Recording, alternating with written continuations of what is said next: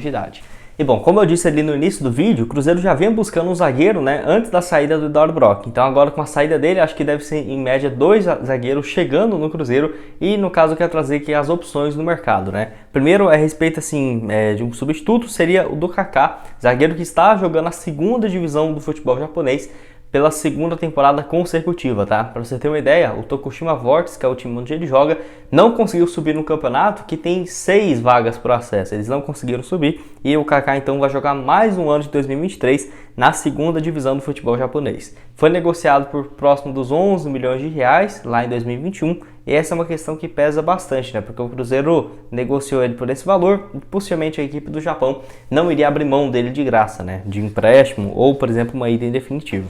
Primeiro ano dele no Japão, 29 jogos, 2 gols na primeira divisão, foi rebaixado e na segunda divisão do ano passado ele disputou 40 jogos, 2 gols e uma assistência pelo Cruzeiro aí no total. Desde 2018 no time de cima foram 56 partidas com 3 gols e 2 assistências. Acho que seria uma ótima opção sim, tá? Até mesmo para a sua carreira. Zagueiro que é muito novo, tem apenas 23 anos de idade, tem muito potencial e já foi especulado várias vezes, não só aqui no Cruzeiro, mas também em outros times, igual o São Paulo, no Grêmio, no Atlético Paranaense, mas até agora não tivemos nenhuma atualização, né, desse caso, se o Kaká volta ou não para o futebol brasileiro. Dando sequência aqui, temos outro nome que o Cruzeiro já, no caso, monitorou no mercado, que é a respeito do Alain Imperiur, zagueiro de 28 anos de idade, que no caso tem jogado pelo Cuiabá, basicamente indo para a sua terceira temporada, né, com números interessantes pela equipe matogrossense. Ano passado mesmo, contando Série A, Estadual e Copa do Brasil, disputou 47 jogos, 1 gol e uma assistência.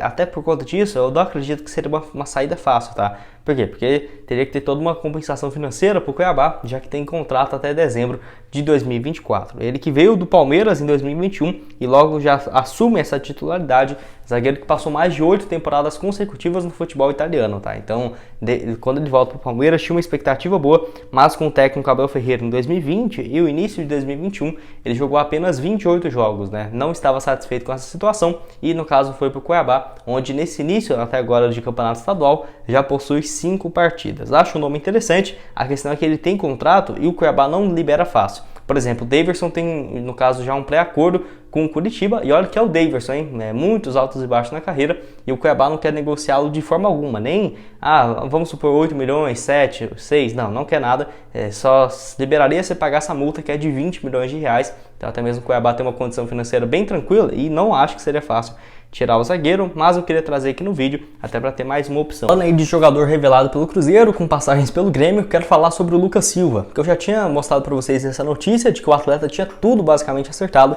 para ter o seu retorno em 2023 ao Cruzeiro. A questão é, de última hora, o técnico aí, o Renato Gaúcho, né, não liberou o jogador porque pensava que ele poderia ter um certo espaço na equipe gaúcha nesse início de ano, que não foi o que aconteceu. Para você ter uma ideia, o Lucas Silva tem apenas um jogo na atual temporada, o jogador de 30 anos não jogou nem sequer 90 minutos no ano de 2023. E, por exemplo, o Grêmio já fez no ano mais de 10 jogos, né? Então, realmente está completamente descartado o jogador, que tem contrato também se encerrando, vai até dezembro de 2023. E mesmo na temporada passada que o clube estava na Série B, ele começa o ano como titular, mas termina como reserva, não é à toa que foi basicamente a temporada que ele menos joga na carreira, tirando 2019 que ele fez apenas meio ano pelo Cruzeiro e jogou 18 partidas. Ano passado foram 33 jogos pelo Grêmio e um gol marcado. E é estranho porque, por exemplo, ele em 2021 foi uma peça importantíssima, mesmo com o time do Grêmio rebaixado, acho que ele foi o único que se safou pela torcida,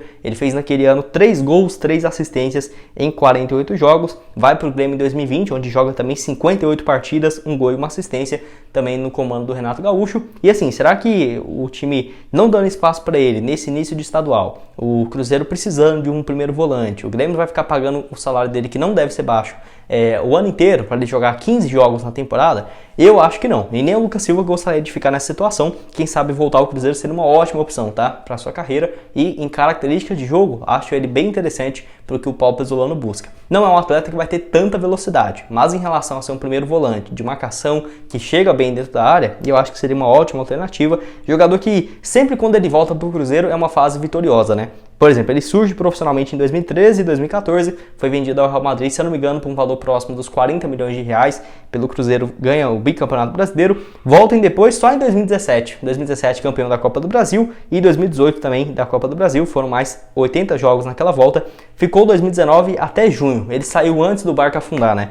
Porque termina o contrato dele de empréstimo junto ao Cruzeiro, o Real Madrid empresta ele ao Cruzeiro, em julho ele sai e acaba ficando 6 meses parado até retornar ao time do Grêmio, né? Então eu aceitaria de volta o Lucas Silva e quero saber se você também ou não, deixe a sua opinião aqui.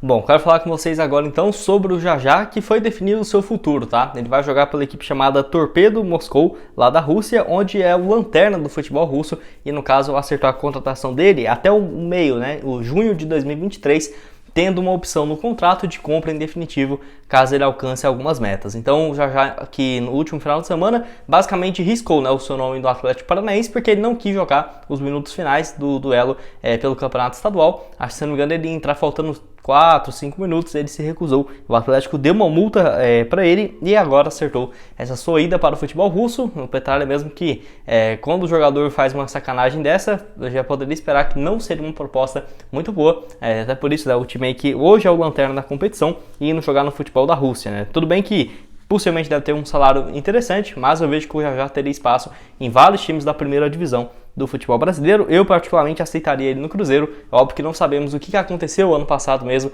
que ele, o Matheus Bidu, receberam uma punição, né, de disciplina. Não sabemos se isso até que ponto interferiria numa eventual volta do jogador para o Cruzeiro em 2023. O atleta que tem contrato até dezembro de 2025, tem um valor de mercado hoje próximo da casa, de acordo com o Transfermarkt, de 3 milhões de reais, mas não sabemos qual que seria a pedida, por exemplo, do Atlético para negociar o jogador, que no início desse ano tinha a possibilidade dele nem jogar pelo Atlético. Ele teve algumas oportunidades, 4 jogos e 1 gol, mas não deve ficar então saindo aí para o futebol russo. Vale lembrar que pelo Cruzeiro no ano passado foram 21 partidas, 4 gols e também outras 2 assistências, uma peça importante para a reta final do Campeonato Brasileiro com o técnico Paulo Pezzolano. Quero saber a opinião de vocês. Você aceitaria o Jajá aqui no Cruzeiro? Até porque seria para uma função que a Raposa tem encontrado dificuldades, que seria no lado direito do campo, um ponta pela direita ou até mesmo uma função de um ala pelo lado direito do campo, ainda mais agora com essa lesão do Wesley Gasolina. Quero que você deixe aqui então a sua opinião embaixo nos comentários. Dando sequência aqui no vídeo, quero falar com vocês sobre o Cantillo, no caso jogador de 29 anos de idade, volante colombiano que pertence ao Corinthians e tem contrato até dezembro de 2024, jogador que na minha opinião poderia ser uma boa alternativa para o Cruzeiro em 2023. Por quê? É um jogador que no caso surge muito bem pelo Atlético Nacional da Colômbia, ele é revelado pela equipe do Atlético Nacional e passa emprestado por vários times, como por exemplo o Leonés da primeira divisão do futebol colombiano. Mas ele só vai ganhar destaque mesmo depois de 3 temporadas por esse time e vai jogar no Júnior Barranquilla de 2017 a 2019. Ele fez no total mais de 116 partidas, 4 gols e 10 assistências pela equipe do Júnior Barranquilla e foi jogar no Corinthians na temporada de 2020, onde foi muito bem, tá? Já tá indo para a 4ª temporada dele no Corinthians. Eu pensei até que tinha menos tempo, mas assim, chega em 2020, foi muito bem naquele empréstimo, 39 partidas, 3 assistências. 2021 ele começa o ano muito bem, mas acaba terminando com alguns problemas físicos e no banco de reservas, mas mesmo assim o Corinthians compra ele no valor superior na época dos 5 milhões de reais, mas não temos confirmação dessas cifras, tá? Então não sabemos se o Corinthians teve que pagar um valor muito alto ou não para comprar o jogador colombiano, que naquele ano ali pelo Corinthians, 31 jogos, ano passado 34 partidas e nesse ano 4 jogos até aqui. É aquela coisa, ele tem sido utilizado, mas se aparecesse uma proposta aí para liberar o jogador, até porque não deve ter um salário inferior aos 300, 350 mil por mês,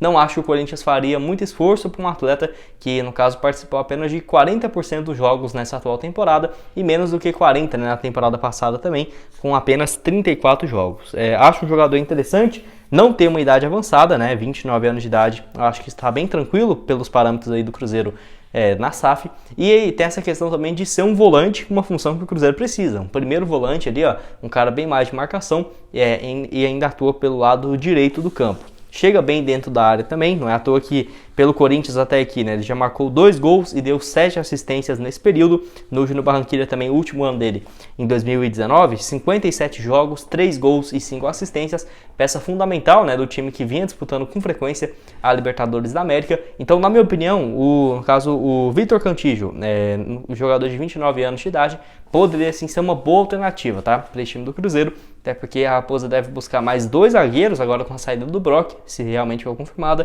um lateral esquerdo, um volante e possivelmente mais um ponta, né, aí pela beirada.